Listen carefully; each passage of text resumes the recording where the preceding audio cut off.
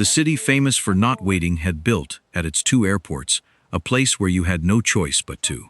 June of 1966, a man came through the automatic doors at the International Arrivals Hall at JFK International Airport, renamed from Idlewild 2.5 years before, carrying a briefcase, a carry-on bag, and the look of someone who had spent 9 hours on a transatlantic flight and had a meeting on Fifth Avenue in 2 hours.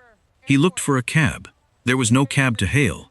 There was a queue instead, clearly marked, attended by a Port Authority employee in a gray uniform who directed arrivals into it without looking up from his clipboard.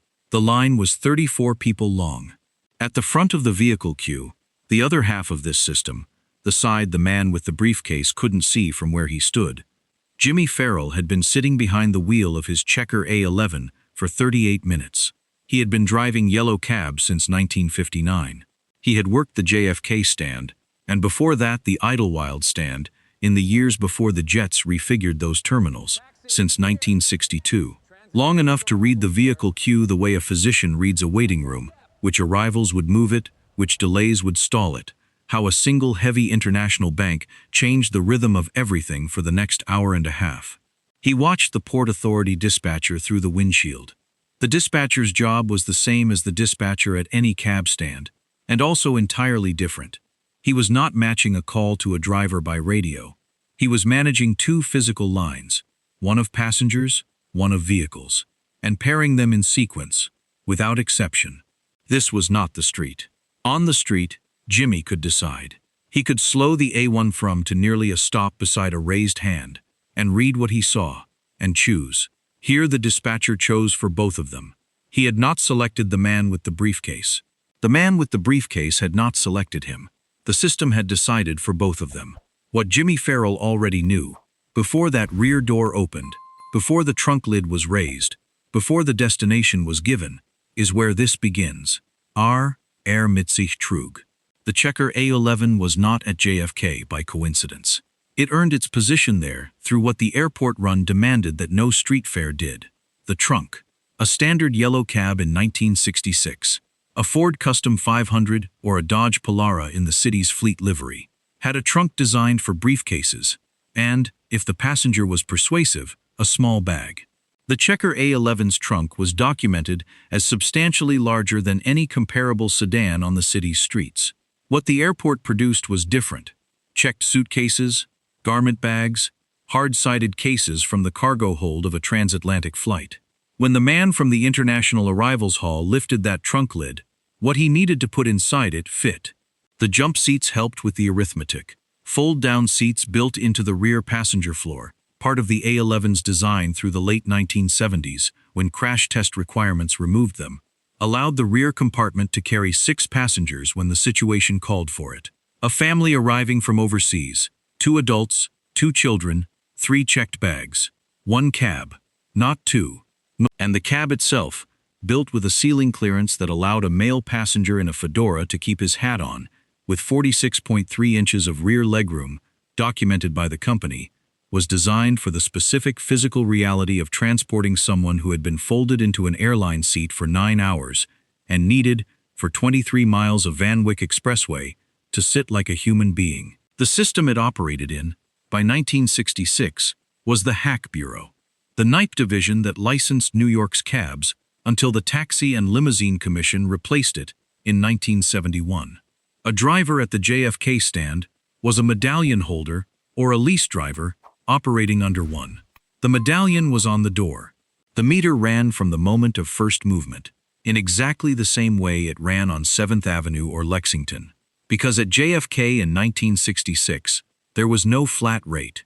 There was only the meter. Before we go further, if this kind of documentation matters to you, consider subscribing. Every video here goes into one specific aspect of American cab culture: the vehicle, the shift, the medallion, the dispatch, and the specific knowledge of the driver who knew their city in a way that no app has replicated. The airport cab driver spent 40 minutes waiting in a vehicle queue so that a passenger who had never been in a New York cab could have their first impression of the city shaped by whoever happened to be at the front of the queue. And if you drove a cab to JFK or LaGuardia in this era, or your family did, leave it in the comments. Did you work the airport stand regularly, or avoid it? What did the dead run back to Manhattan cost you?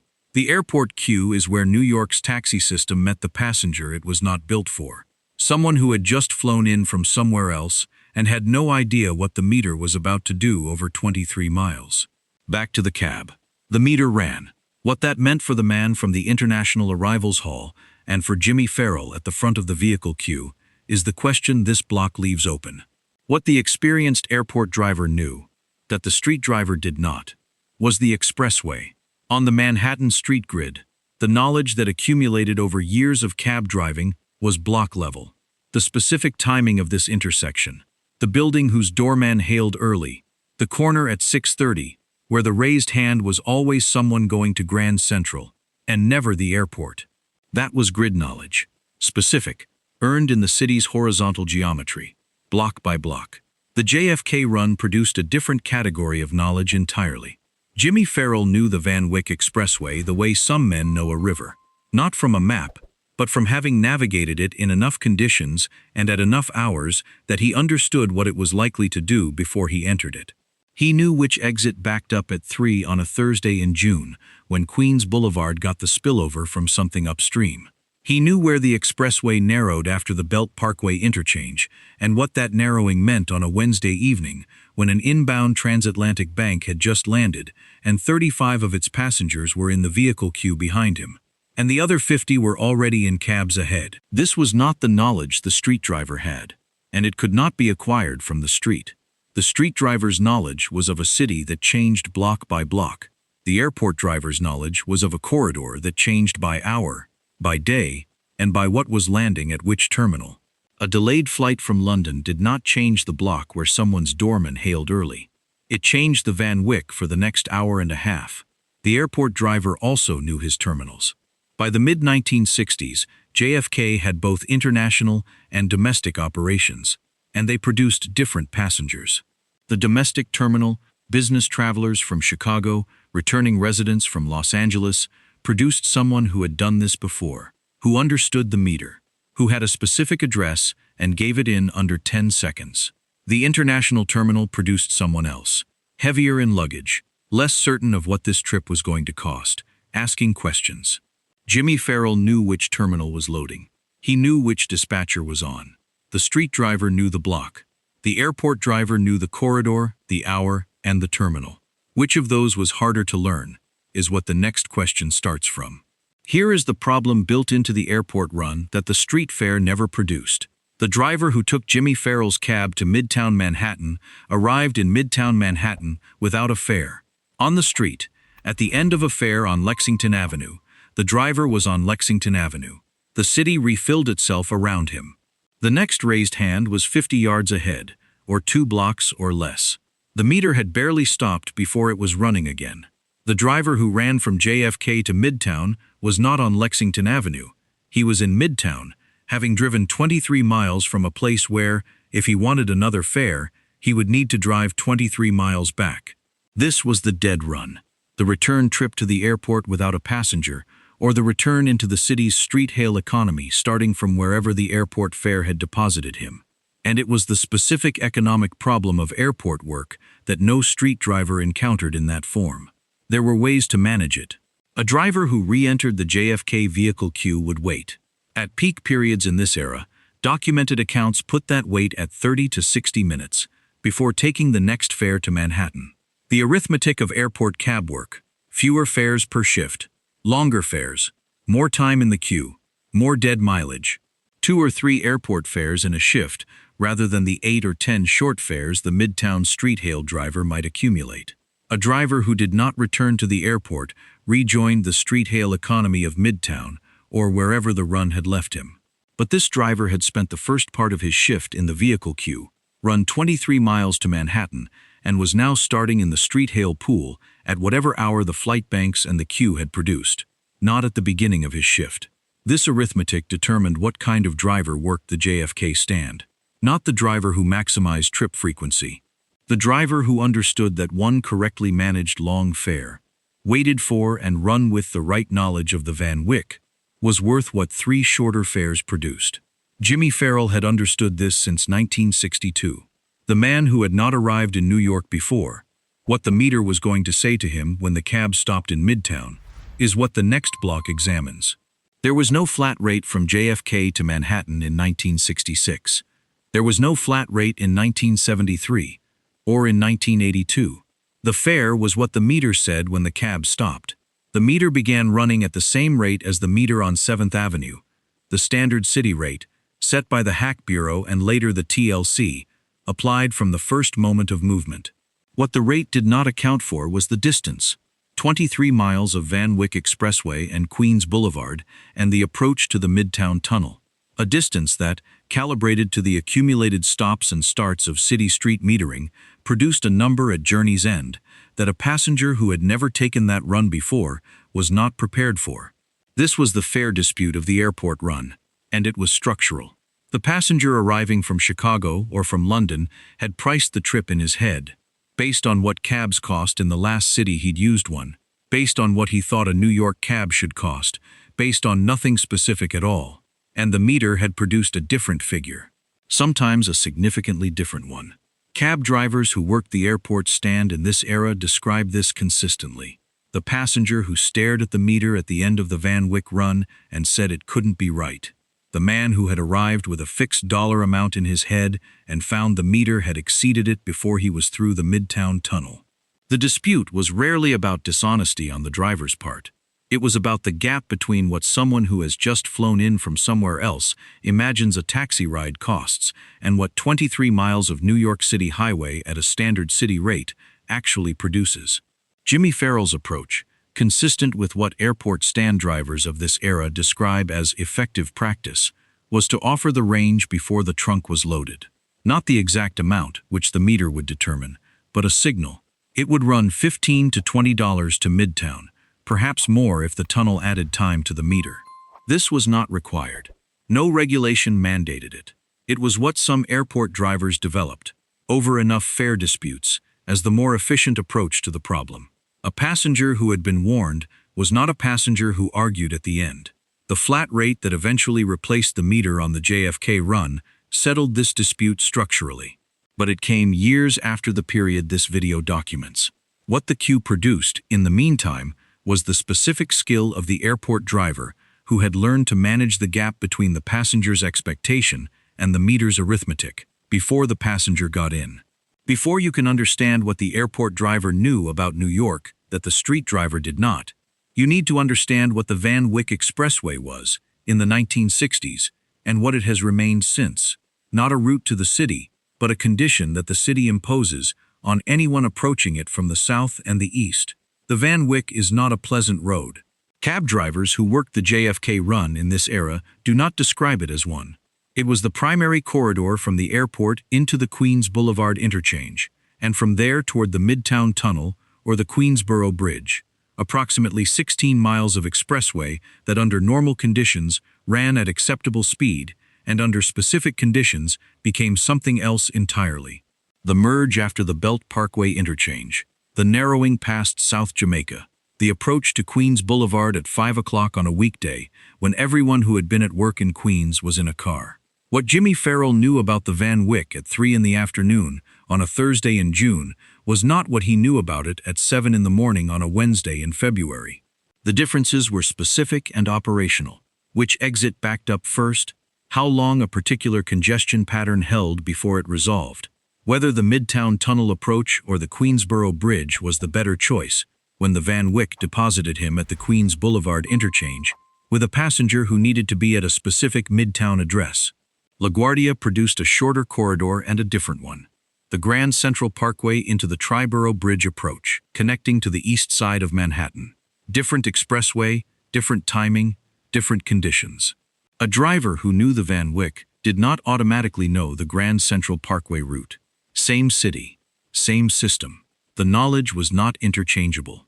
This was what the Hack Bureau log did not record. It recorded the number of the license and the number of the medallion. What it could not record was the Van Wyck at 6:15 on a Wednesday evening after an inbound international bank had pushed the vehicle queue to 45 minutes and half the terminal was now in motion toward the highway at once. That knowledge was in the driver, not anywhere else. JFK in the 1960s was not LaGuardia, and the passengers those airports produced were not interchangeable.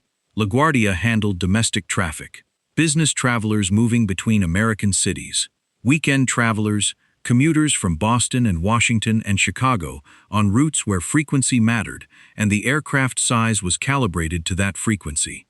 The LaGuardia passenger, generically, not universally, had been in a New York cab before, or in a cab enough like it that the meter, the partition, and the driver did not require translation. He knew what he was doing. He had a specific address and gave it in under 10 seconds. JFK processed a different mixture. Pan Am, TWA, and the other transatlantic carriers brought passengers into the international terminals from London, Frankfurt, Paris, Rome, and Tokyo. Cities where the cab culture, the pricing structure, and the physical experience of a taxi were each their own specific thing.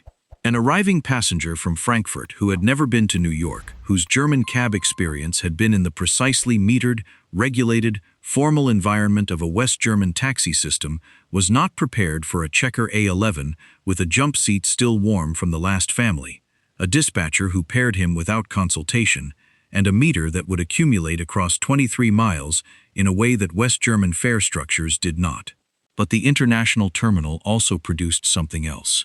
The traveler whose entire understanding of New York was about to be formed in the next 23 miles.